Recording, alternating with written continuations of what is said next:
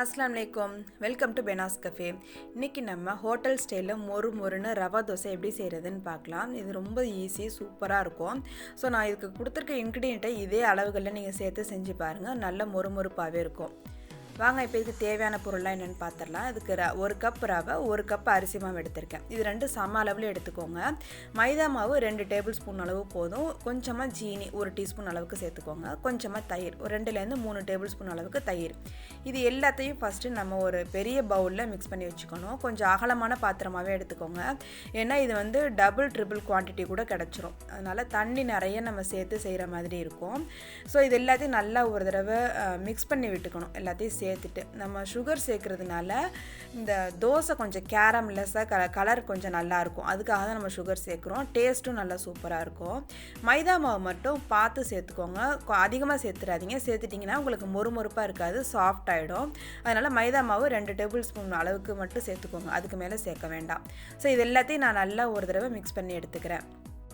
இப்போ இதுக்கு தேவையான அளவு தண்ணி சேர்த்துடலாம். இதுக்கு தண்ணி நிறையவே தேவைப்படும். ஃபஸ்ட்டு வந்து 1க்கு 2ங்கிற அளவுக்கு தண்ணி சேர்த்துக்கோங்க. இப்போ நம்ம 2 கப் அளவு மாவும் ரவமும் சேர்த்துருக்கிறதுனால அதுக்கு 4 கப் அளவு நான் தண்ணி சேர்த்துக்கிறேன். சேர்த்துட்டு இதை நல்லா கட்டி இல்லாமல் நல்லா கலந்து விட்டுருங்க. விஸ்கு வச்சு நம்ம கலக்கும்போது கட்டிப்படாமல் இருக்கும். ஸோ அதனால் நான் ஃபஸ்ட்டு விஸ்கு யூஸ் பண்ணி நல்லா கலந்துக்கிட்டேன். இப்போ பாருங்கள், நல்லா கட்டி இல்லாமல் கலந்து வச்சாச்சு. இப்போ இந்த அளவுக்கு திக்காக இருக்குது. இது ஒரு அரை மணி நேரம் ஊறட்டும். ஊறினதுக்கப்புறம் இன்னுமே திக்காகும். அதுக்கப்புறம் நம்ம தேவையான அளவுக்கு தண்ணி சேர்த்துக்கலாம். இப்போ இது ஒரு அரை மணி நேரம் ஊறட்டும்.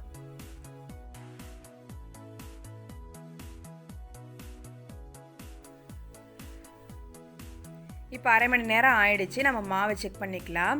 பாருங்கள், இந்த அளவுக்கு திக்காகி இருக்குது. நம்ம சேர்த்துருந்த ரவா எல்லாம் ஊறி நல்லா டபுள் ஆகி வந்திருக்கு. நம்ம இன்னுமே கொஞ்சம் தண்ணி சேர்க்கணும். அதுக்கு முன்னாடி இதுக்கு தேவையான பொருளெலாம் கொஞ்சம் சேர்த்துடலாம். நம்ம மாவு கூட உப்பு சேர்க்கலை, இப்போ தான் சேர்க்குறோம். ஸோ 1 டீஸ்பூன் அளவுக்கு நான் உப்பு சேர்த்துக்கிறேன். உங்களுக்கு டேஸ்ட்டுக்கு தகுந்த மாதிரி சேர்த்துக்கோங்க.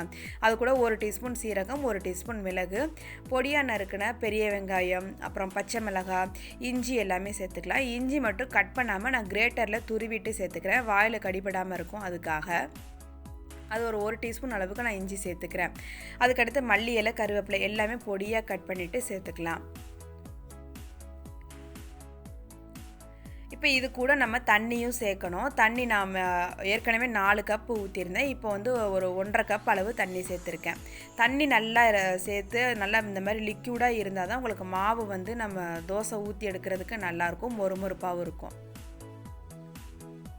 நல்லா இந்த அளவுக்கு கலந்து விட்டுருங்க. இப்போ வந்து நம்ம தோசை டவா வந்து நல்லா ஃப்ளாட்டான டவா இருக்க மாதிரி பார்த்துக்கோங்க. நடுவில் வந்து குழியாக இருக்கும்ல, அந்த மாதிரி உள்ள தோசைகளில் வச்சிங்கனாக்கா உங்களுக்கு மாவு நம்ம தோசை ஊற்றும் போது உள்ளே போய் செட்டில் ஆகிற மாதிரி இருக்கும். ஸோ இந்த மாதிரி ஃப்ளாட்டாக இருக்க மாதிரி பார்த்துக்கோங்க. ஒவ்வொரு தடவையும் தோசை ஊற்றும் போது நல்லா கலந்து விட்டு ஊற்றுங்க. அப்போ தான் ரவா வந்து அடியில் செட்டில் ஆகாமல் நம்ம ஊற்றுறதுக்கு வசதியாக இருக்கும். தவாவும் நல்லா உங்களுக்கு ஹை ஃப்ளேமில் ஹீட்டாக இருக்கணும். அப்போ தான் வந்து உங்களுக்கு ஊற்றும் போது இந்த ஹோல்ஸ் கிடைக்கும், மொறுமொறுப்பாகவும் இருக்கும். இல்லைனா உங்களுக்கு இந்த அளவுக்கு ஹோல்ஸு கிடைக்காது. அதுக்கப்புறம் வந்து அந்த ஹோல்ஸ்லேயே கொஞ்சம் எண்ணெயெல்லாம் இருக்கிற மாதிரி நல்லா அதிகமாகவே கொஞ்சம் எண்ணெய் சேர்த்துக்கலாம். ஒரு தோசைக்கு ஒரு 1.5 டீஸ்பூன் அளவுக்குமே நான் எண்ணெய் சேர்த்துருக்கேன். எண்ணெய், நெய் ரெண்டுமே கலந்து வச்சு கூட நீங்கள் சேர்த்துக்கலாம். தோசை ஊற்றுனதுக்கப்புறம் மீடியம் ஃப்ளேமில் வச்சு வேக வச்சுக்கோங்க. நான் இப்போ 2 பக்கமும் திருப்பி போட்டு வேக வச்சு எடுத்துக்கிறேன். தேவைப்பட்டால் நீங்கள் ஒன் சைடு மட்டும் நீங்கள் வேக வச்சு எடுத்துக்கலாம். எனக்கு டபுள் சைடு வெந்தால் தான் பிடிக்கும் ரவா தோசை. ஸோ அதனால் நான் டபுள் சைடு வேக வச்சுக்கிறேன். நான் இப்போ இன்னொரு தோசையும் ஊற்றி காமிக்கிறேன் பாருங்கள். 2வது தோசை ஊற்றும் போது கண்டிப்பாக வந்து வைப் பண்ணிக்கோங்க. இல்லைனா அடுத்த தோசை உங்களுக்கு கருக மாதிரி இருக்கும். ஒவ்வொரு தோசை ஊற்றும் போதுமே நீங்கள் ஹை ஃப்ளேமில் வச்சு ஊற்றிட்டு அதுக்கப்புறம் மீடியம் ஃப்ளேமில் மாற்றிட்டு வேக வச்சுக்கோங்க. இது கொஞ்சம் டைம் எடுக்கும் நமக்கு வேக வச்சு எடுக்கிறதுக்கு. மற்றபடி ஆனால் சாப்பிட்றதுக்கு அவ்வளோ டேஸ்ட்டாக சூப்பராக இருக்கும். நம்ம ஹோட்டலில் சாப்பிட்றத விட வீட்டில் நல்லா வந்து தாராளமாகவே சாப்பிட்லாம், சூப்பராக இருக்கும். ஸோ ட்ரை பண்ணி பாருங்கள். ட்ரை பண்ணி பார்த்துட்டு உங்களோட கமெண்ட்டை கமெண்ட் பாக்ஸில் சொல்லுங்கள்.